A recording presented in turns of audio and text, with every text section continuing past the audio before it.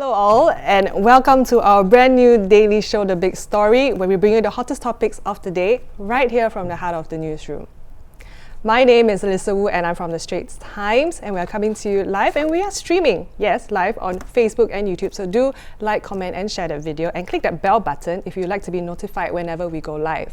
I will be joined by my newsroom colleagues very soon, and we'll discuss the stories that got you talking today. Now, we're all familiar with the US-China trade war. Last September, the United States and China both imposed tariffs on each other. Then on May 10, the US raised the tariffs from 10% to 25%, covering a wider range of goods, including consumer goods and food, and has since threatened tariffs on more products. With the US as its largest investor and China as its biggest trading partner, Singapore is indirectly hit by these tariffs. Now, I have here with me my colleagues, business journalist Suen Tan, hi Suen, and senior correspondent Tan Ee Lyn to tell us more about the situation. Okay, so I want to know, how have the tariffs affected Singapore's economy, and what sectors are the worst hit? Maybe Ee Lyn? Well, the Singapore companies that are affected would be manufacturers which export high value intermediate products to China for processing and then eventually destined for the US. There would also be companies with factories in China and then with goods that are destined for the US. So both these classes would face tariffs of 25%. So these companies are hit. We've been hearing from the industry that some companies are reporting a fall in orders of about 20 to 30%. And are these companies within, correct me if I'm wrong, within the engineering sector and the electronics sector? Yes, perhaps? yes. Just these two, no other sectors? No, I think that there could be, but these two sectors are most heavily hit.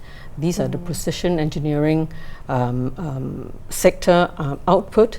These are companies that have technology and machines to make very complex parts for industries like aerospace, offshore marine, semiconductors and so on, and then also the electronics sector. So these two exports we've been seeing quite a hard fall. Hit, right? Yes. So let's say we have viewers here who are working in those sectors, in those trade sectors. How will their day-to-day be affected? Will their jobs be affected by any chance? Is it too early to say? Yeah. Well, actually, we've been hearing. In fact, I've seen cases.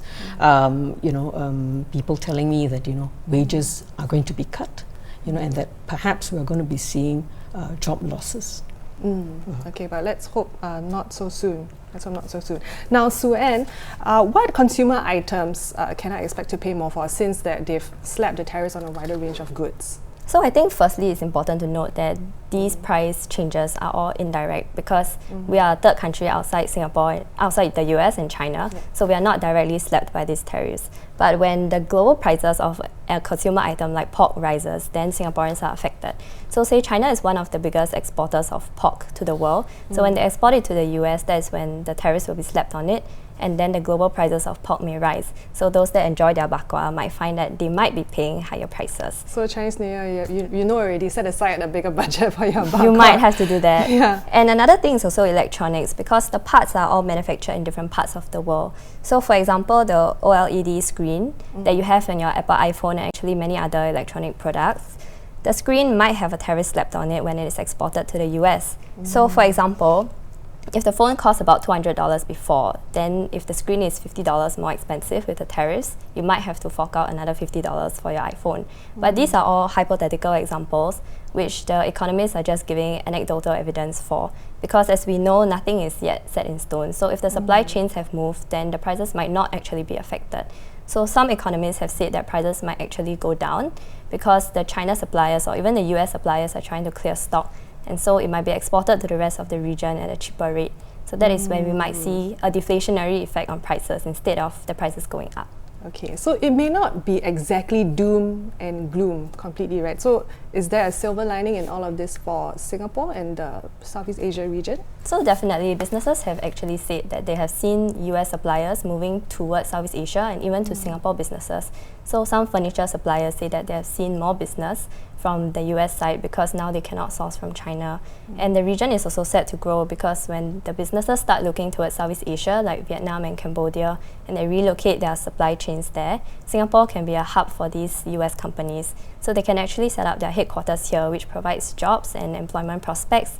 And it also helps the banks because then they'll look to the banks for more funding and for investments. So Singapore is actually quite well positioned in this case. So that is the silver lining, I think. Okay, and that was like a chain reaction, right? Impact one, impact the other. Yes.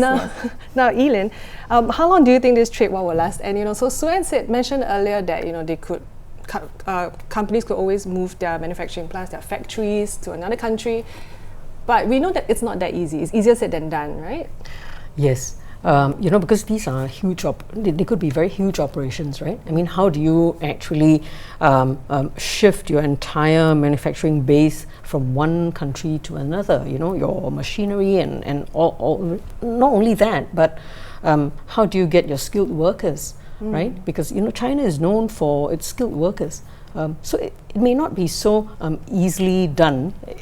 It probably will take time. So which is why I think people are watching and waiting and seeing what will be the outcome. And they are waiting and seeing because we don't know what Trump is going to do next, right? And you mentioned that US has seen strong economic performance in the past year, and actually they're not that affected by these tariffs. Yes. Yes. The thing is, all of this is happening at a time when the US is doing very strongly economically. Despite this whole 1 year in 2018, all these disturbances, for the US, the GDP growth actually surpassed Trump's own forecast or target, at 3.1%. So, and jobs are rising in the US, and real wages are also growing, maybe modestly. So, Trump probably feels quite confident that whatever he's trying to do, maybe he could inflict maximum damage, on the adversary, but get away with as little damage as possible. And it's a good thing for him because elections are coming up for him next year, the US elections, right? Yes. So it could work in his favor. Yes. I mean, he could be, flexing his muscles. It could be all, part of it, which is why there are two schools of thought. On one side, people are saying, is this just one episode of the toing and froing that we've been seeing since last year? In which case it will possibly come to an end, even temporarily, if and when China backs down. Or could it be part of a bigger plan to curb China's rise? After all, we're not just seeing this trade war. It's increasing. I mean, it seems to be expanding because Trump has now banned Huawei and its affiliates from getting raw materials, essential raw materials from US producers. And he might even extend this ban on these Chinese video surveillance companies. So it seems larger than we initially thought. So, I mean, if we look at it in a political context, it certainly gives us a fuller picture of this trade war. Yes, I mean, it's really something for us to watch. Yeah. So thank you so much, Ee Lyn and Suen, for sharing on this trade war. I definitely have a better understanding of it.